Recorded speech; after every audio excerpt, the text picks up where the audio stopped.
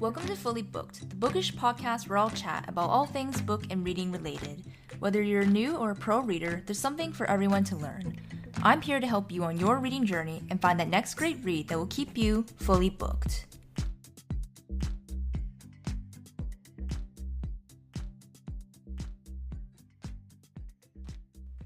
Hello readers, and welcome to episode 3 of Fully Booked. I'm your host Natalie, and today's episode we'll be talking about what I've read so far in 2024.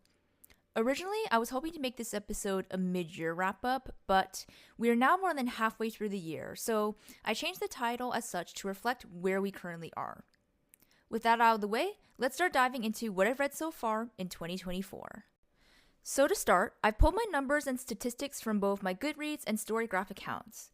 I'm hoping to do an episode in the future discussing the merits of using both to track your reading, but for now, we will just be using them as a reference. So at the start of the year, I set my annual Goodreads reading goal to 75 books, since last year I had a goal of 52 books, which I surpassed by reading a total of 77 books. I typically like to aim lower in terms of number of books, as I'm really valuing quality over quantity these days, and actually reading books I enjoy or learn something from, and not just reading to reach a number goal. In addition to number of books, I also set myself a couple other specific goals, which are read 48 books a month, or 1 to 2 books a week, finish Chronicles of Narnia and Lord of the Rings series, read 1 to 2 literary classics, and read 4 to 8 books by Christian authors. I can already tell you reading back these goals that I have not met any of these. I find it personally very hard to stick to reading goals throughout the year, as my interest, time, and energy changes with each season in the year and in my life overall. In fact, I often find that my goals end up vastly changing, particularly with my interest in genres. Looking at the above goals, I can definitely say there's no way I will be tackling Lord of the Rings this year. I think I'll be lucky to finish the Chronicles of Narnia, as so far I've only read 3 out of 7 books in the series. In terms of Christian authors, I've only read 2 books, and I'm currently reading The Purpose-Driven Life. And let me clarify, I meant Christian nonfiction when I wrote this goal originally, which is why I'm not including my read of Redeeming Love in completing this goal. My hope for now is to read a C.S. Lewis book later in the year, probably Mere Christianity, so that will at least bring me up to 4 books. For books per week/month, according to my Storygraph, the average time it takes me to finish a book is 14 days.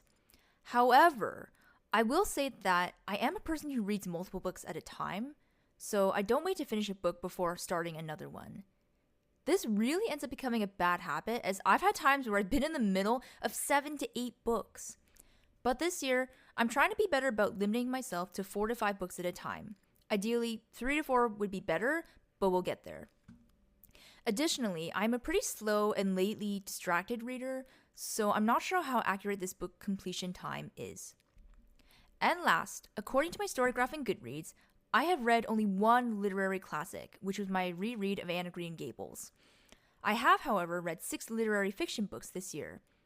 I had a very good intention of putting 1 literary classic into each physical season in the year, but that intention got lost with things like new releases from favorite authors, rereads of books from my teen years, and even reading series that I never read when I was younger, and I'm just discovering now. So, that is a quick summary of what I read in my goals. Now, to get into more stats drawing from my Storygraph. So far, I have read 49 out of 75 books for the year, which makes me 1 book ahead of schedule. Out of the 49 books, 2% of my read books were over 500 pages, 30% were less than 300 pages, and 68% were between 300 and 499 pages. That is actually quite surprising, because I feel like I read a lot of shorter books in previous years when I was tracking my reading compared to this year. What is not surprising is that 94% of my read books were fiction and only 6% nonfiction. While I do love a really captivating and inspiring memoir or nonfiction books like Atomic Habits, I do tend towards fiction still, as I primarily read to escape to another world. In terms of genres, not surprising again, my top 2 genres were romance and contemporary. I will say, I'm surprised that I read more fantasy than thriller, as I felt like I picked up a lot of thrillers this summer. But the graphs don't lie, so apparently, I did. Anyways, moving on to the final section of this episode, my top 5 reads of the year so far. Now, These were hard to pick as I have a hard time rating books overall. I just find there are so many factors in rating a book/story, and depending on the genre, especially nonfiction, rating can be so hard. But I've done my best to pick based on the overall star rating I gave and what I remember from reading each of these books. Working from least to most favorite, my top 5 reads are: number 5, Out of Love, with a rating of 4.5 stars. This was a book I kept hearing about on another book podcast called Reading Through Life, and finally gave it a read earlier this year. Here's the book blurb, and FYI, I'm getting all my blurbs from the Goodreads descriptions of the books. A novel for anyone who has loved and lost and lived to tell the tale.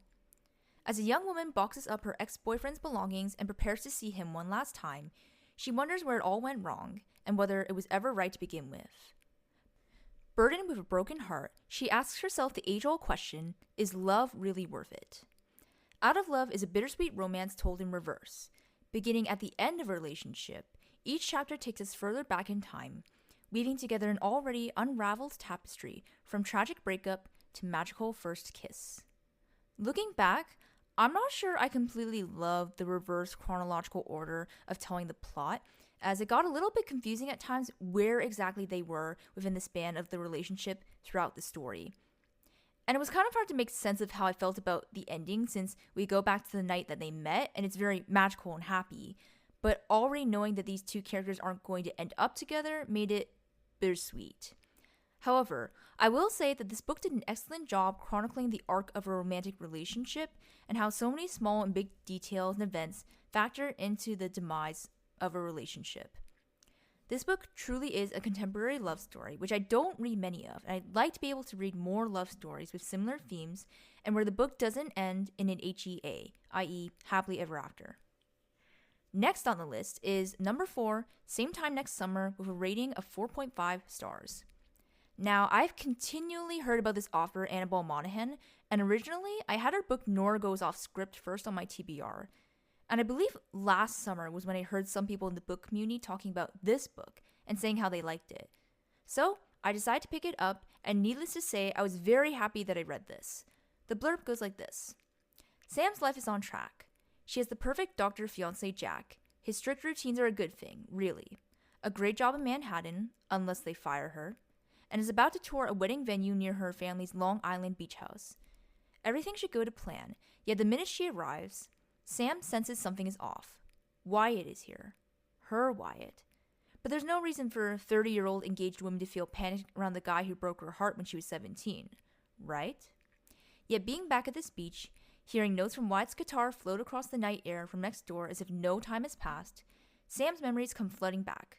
The feel of Wyatt's skin on hers, their nights in the treehouse, and the truth behind their split. Sam remembers who she used to be, and as Wyatt re-enters her life, their connection is as undeniable as it always was. She will have to make a choice. Of course, I should have known that I would like this book because it has my favorite romance trope ever, childhood friends to lovers.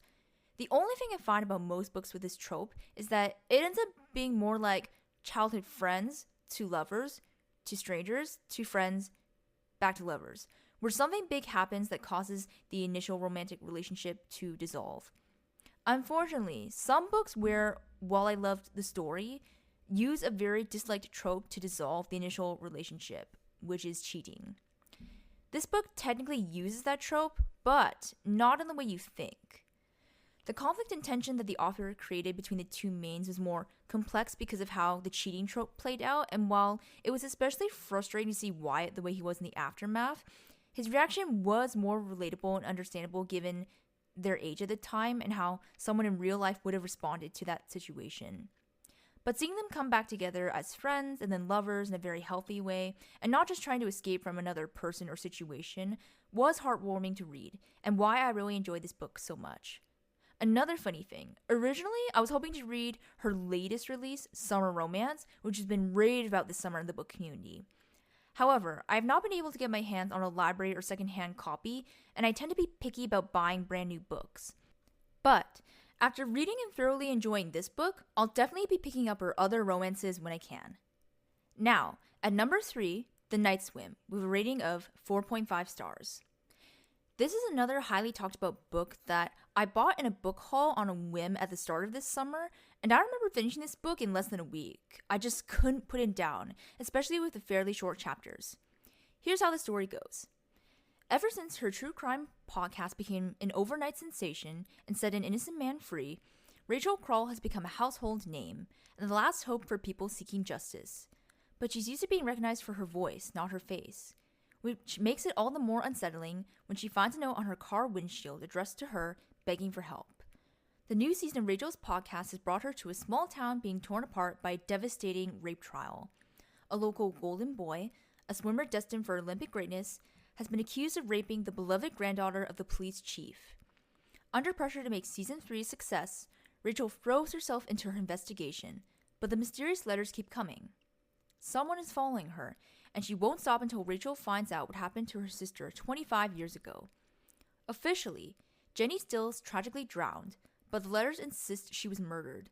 And when Rachel starts asking questions, nobody in town wants to answer. The past and present start to collide as Rachel uncovers startling connections between the two cases and a revelation that will change the course of the trial and the lives of everyone involved. Electrifying and propulsive. The Night Swim asks, what is the price of a reputation? Can a small town ever right the wrongs of its past? And what really happened to Jenny? Besides none of this is true, this is the only other book I've read so far with the podcast element within the storyline, and I really like books like this now. So much so that I wish I had been able to listen to this as an audiobook like I did with None of This Is True. It makes the reading experience so much more immersive and come to life when there's accompanying, highly realistic sounding audio. But besides that, I was riveted by this story and how well the author showed both the victim and perpetrator's sides/viewpoints. I was able to see so much more how big the implications are for both, as well as learning how sexual assault and rape are defined differently depending on the state, medical condition of the victim, etc. What surprised me as well was the fact that, to me, this book seemed to be talked about in the book community as a mystery thriller, whereas I found it read more like a procedural crime, like Law and Order, although there were plot points revealed that were slightly thrilling.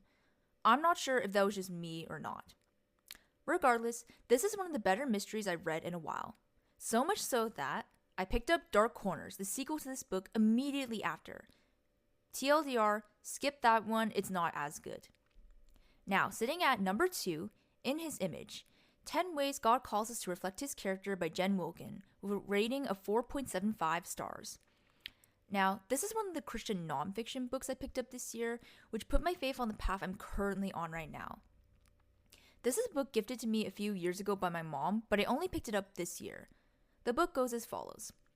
Sometimes we ask, what is God's will for my life, when we should really be asking, who should I be? The Bible has an answer. Be like the very image of God.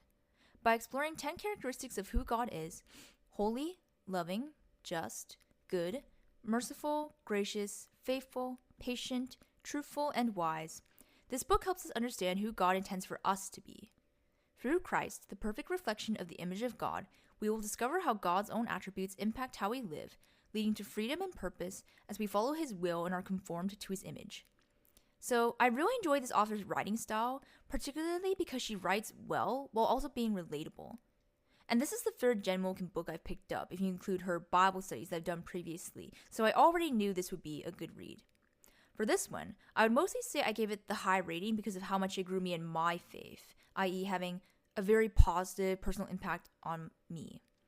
And for anyone who wants to learn more about God besides reading the Bible, this book is definitely a great resource. Finally, at the top spot we have number 1, Lessons in Chemistry by Bonnie Garmus, with a rating of 5 stars. Perhaps this one isn't a surprise to most of you, seeing how this was one of the most talked about books in 2022. I know I'm very late to the game, but better late than never. The story goes like this. Chemist Elizabeth Zott is not your average woman. In fact, Elizabeth Zott would be the first to point out there is no such thing as an average woman. But it's the early 1960s, and her all-male team at Hastings Research Institute takes a very unscientific view of equality. Except for one, Calvin Evans, the lonely, brilliant, Nobel Prize-nominated grudge holder who falls in love with, of all things, her mind. True chemistry results. But like science, life is unpredictable, which is why a few years later, Elizabeth Zott finds herself not only a single mother, but the reluctant star of America's most beloved cooking show, Supper at 6. Elizabeth's unusual approach to cooking, combine 1 tablespoon acetic acid with a pinch of sodium chloride, proves revolutionary. But as her following grows, not everyone is happy. Because as it turns out, Elizabeth Zott isn't just teaching women to cook.